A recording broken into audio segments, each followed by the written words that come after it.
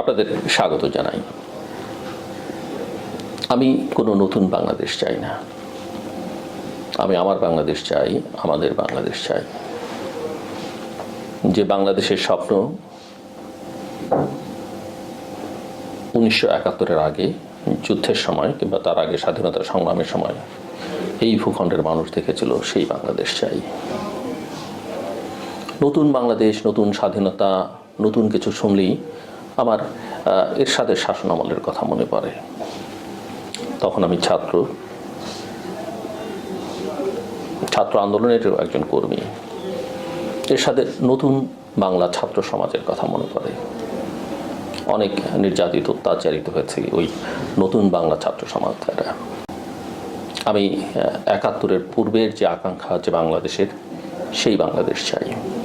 আমি 90-এর আগে সংগ্রামে